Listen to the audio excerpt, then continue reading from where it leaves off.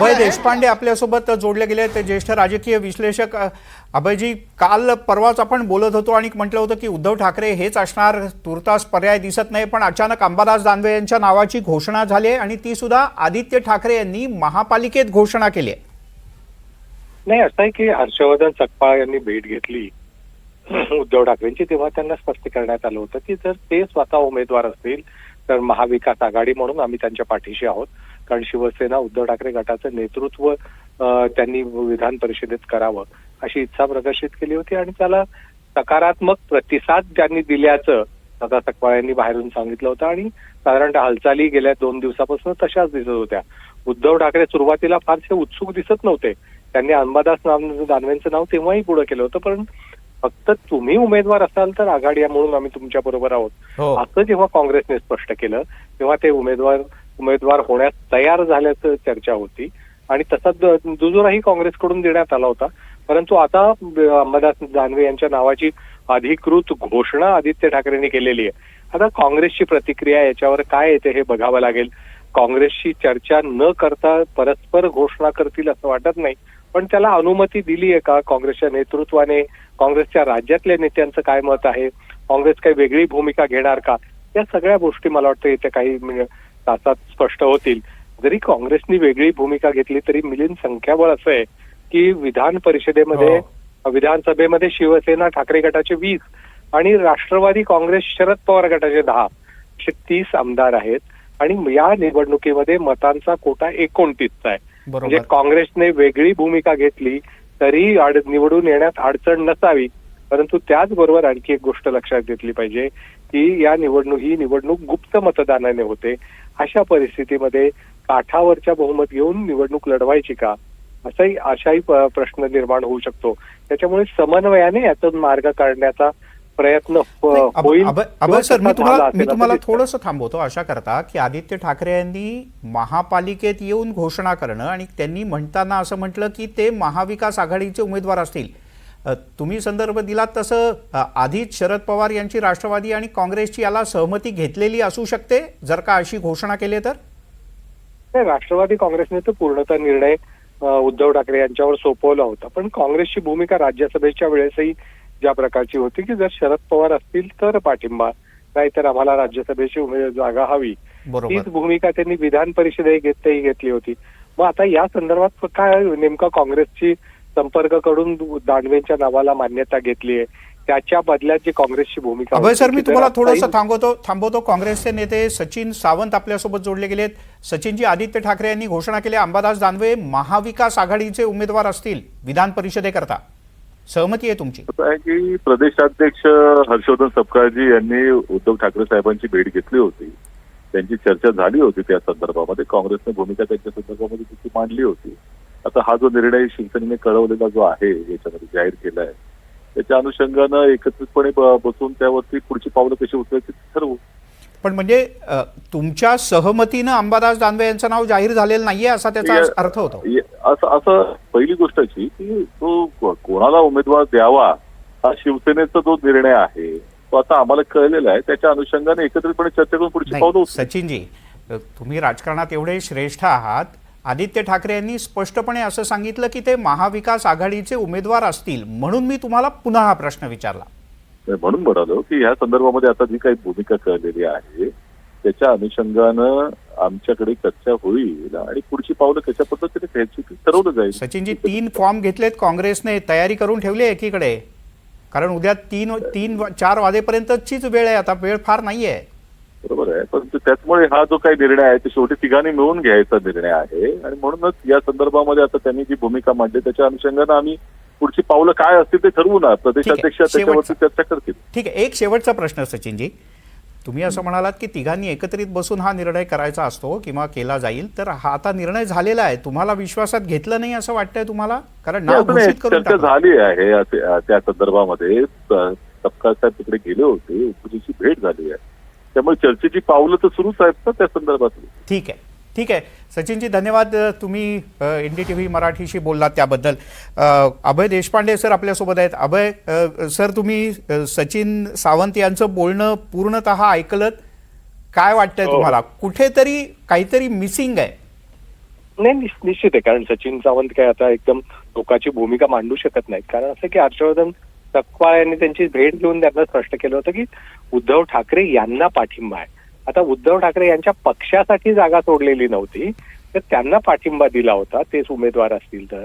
अशा परिस्थितीमध्ये उमेदवार बदलण्याचा किंवा दुसऱ्या कोणाला तरी उमेदवारी देण्याचा निर्णय हा सहमतीने झाला आहे की परस्पर घेतला गेलाय, याची कल्पना अजून मला वाटतं की सचिन सावंत यांच्यापर्यंत आलेली नसावी. त्यामुळे ते याच्यावर भाष्य करू शकणार नाही. परंतु एक निश्चित आहे की या संदर्भात काँग्रेस टोकाची भूमिका घेईल असं मला वाटत नाही. पण जरी समजा, म्हणून मी तुम्हाला गणित जे सांगितलं विधानसभेचं की काँग्रेसने वेगळं लढण्याचा निर्णय घेतला, स्वतः निवडणूक लढवण्याचा, तरी त्यांच्याकडे 29 मतांचा कोटा नाहीये. त्यांच्याकडे फक्त 16 मतं आहेत.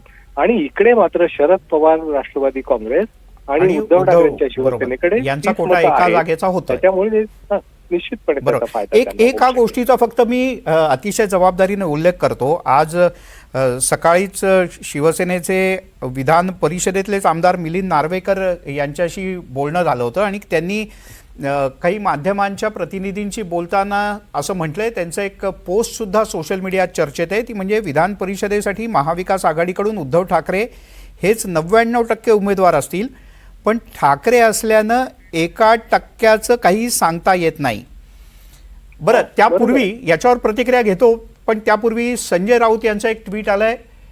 त्यांनी असं म्हटलं, अंबादास दानवे हे शिवसेनेचे म्हणजे महाविकास आघाडीचे विधान परिषदेचे उमेदवार असतील. उद्याला सकाळी 11 वाजता ते आपला उमेदवारी अर्ज दाखल करतील. शिवसेना पक्षप्रमुख उद्धव ठाकरे यांनी दानवे यांच्या नावाची घोषणा केली आहे असं संजय राऊत यांनी म्हटलंय. संजय राऊत यांनी काही क्षणांपूर्वी ट्विट केलाय आणि हा ट्विट आपण आपल्या टीव्ही स्क्रीनवर पाहत आहात. देशपांडे सर, या दोन्हीबद्दल काय सांगाल? नाही, एक निश्चित आहे की या निर्णयाची कल्पना आधी कोणाला पक्षातही फारशी नसावी असं दिसतंय. आणि मिलिंद नार्वेकर यांचे एवढे निकटवर्ती असतानाही ते जर 99% उद्धव ठाकरे हेच उमेदवार असतील असं सकाळी जाहीर करतात, मग या संदर्भात उद्धव ठाकरे यांचीच उमेदवारी अर्ज कदाचित गुरुवारी भरला जाईल असे संकेत बाकीच्या नेत्यांकडून दिले जातात.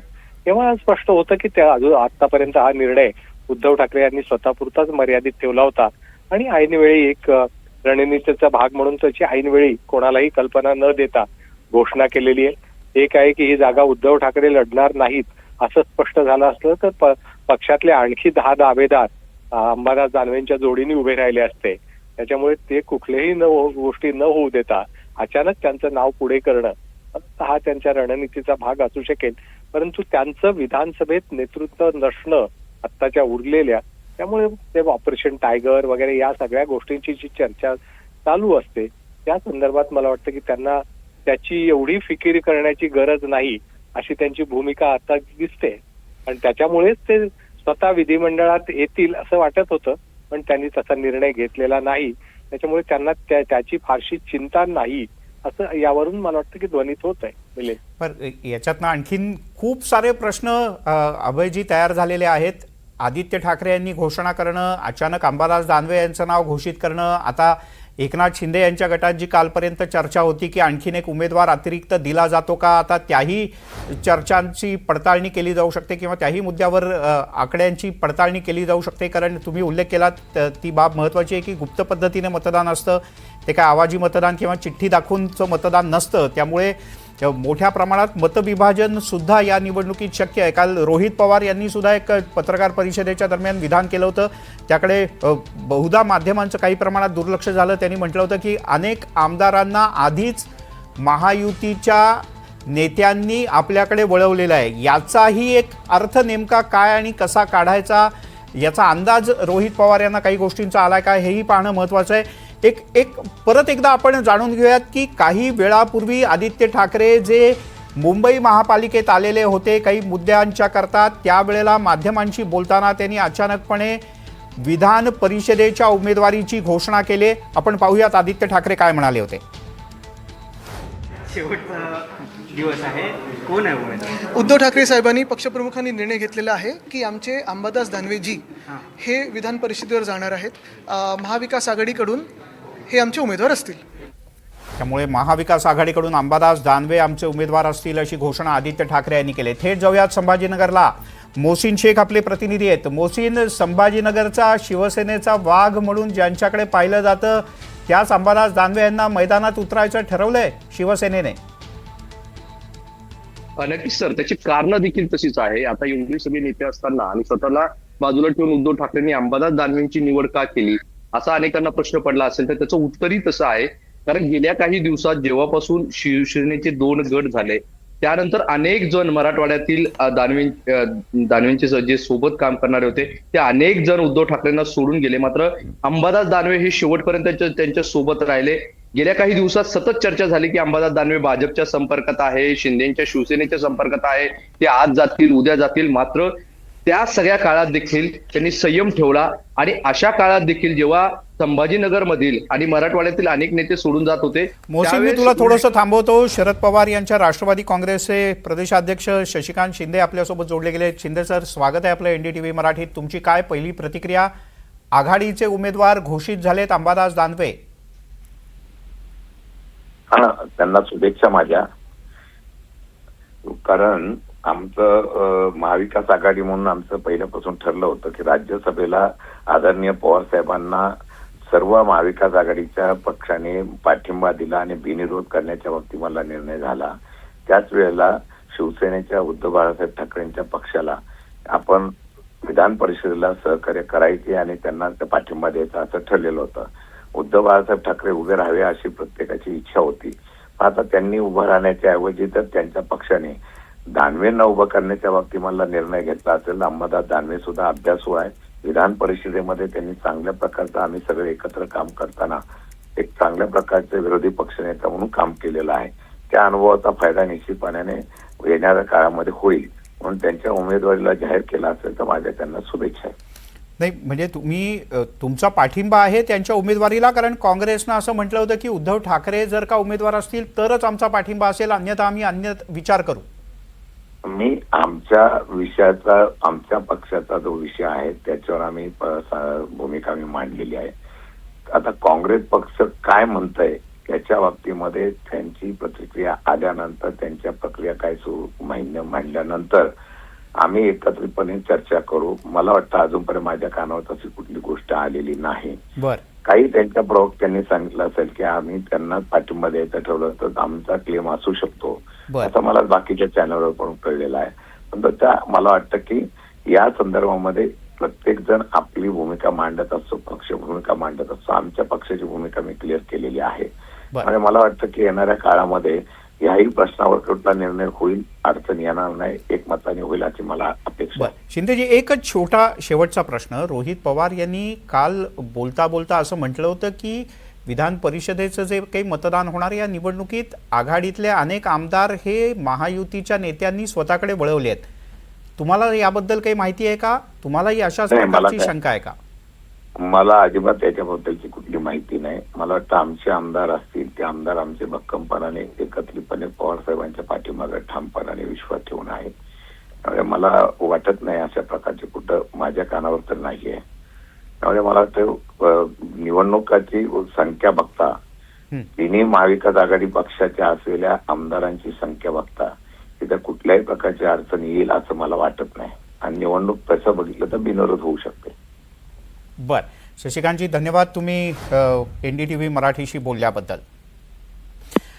शशिकांत शिंदे, राष्ट्रवादी काँग्रेस शरद पवार गटाचे प्रदेशाध्यक्ष, त्यांनी म्हटलंय की आम्ही आधीच स्पष्टता दिली होती की राज्यसभेत जर का तुम्ही शरद पवार यांना पाठिंबा दिलात तर विधान परिषदेत आमचा पाठिंबा असेल. फक्त काँग्रेस पक्षाची भूमिका काँग्रेस पक्ष स्पष्ट करेल असं म्हणत काहीसा या गोष्टीपासून त्यांनी अंतर राखण्याचा एक प्रकारे प्रयत्न केला आहे. त्यांनी ठामपणे असं म्हटलं नाही की होय ते आमचे उमेदवार आहेत आणि काँग्रेसचाही पाठिंबा असेल. अर्थात स्वतंत्र पक्ष आहे काँग्रेस हा. मोहसिन शेख आपले प्रतिनिधी आपल्यासोबत आहेत संभाजीनगरमधनं.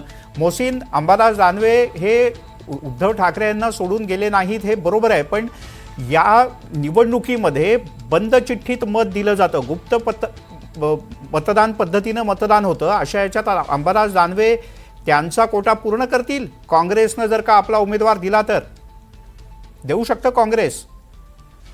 नक्कीच सर, असं झालं तर मग मोठ्या घडामोडी घडू शकतात. आपण जर बघितलं तर जेव्हा महाविकास आघाडी होती त्यावेळेस काँग्रेस नेत्यांशी दानवेंचं खूप जुळं असं काही चित्र कधीच पाहायला मिळालेलं नाही. राष्ट्रवादीच्या नेत्यांशी त्यांचं चांगलं होतं, पण काँग्रेसच्या अनेकदा असं जायचं किंवा आपण बघायचो की एखाद्या प्रकरणावर मत व्यक्त करताना काँग्रेस आणि दानवेंची भूमिका वेगवेगळी असायची. त्यामुळे या सगळ्या निवडणुकीत देखील आता ते काँग्रेसच्या नेत्यांना किती कन्व्हिन्स करतात किंवा त्यांना किती आपल्या बाजूने उभं करतात हे पाहणं महत्वाचं असणार आहे. आणि साहजिकच जरी महाराष्ट्राच्या काँग्रेसने सगळ्या गोष्टी ठरवल्या तरी या सगळ्या निवडणुकीत दिल्लीहून काय निर्णय येतो हा देखील महत्वाचा मुद्दा असणार आहे. कारण काँग्रेसच्या बऱ्याचशा महत्वाच्या जेव्हा घडामोडी घडतात तर सगळे निर्णय हे दिल्लीतून हायकमांड कडून येतात. तर या निवडणुकीत देखील हायकमांडशी उद्धव ठाकरेंचं काय बोलणं होतं का किंवा तिकडून काही सूचना खालच्या या महाराष्ट्रातील नेत्यांना येतात का हे देखील पाहणं महत्वाचं असणार आहे. मात्र साहजिकच ही सगळी निवडणूक बिनविरोध होईल असं चित्र एकंदरीत दिसतंय.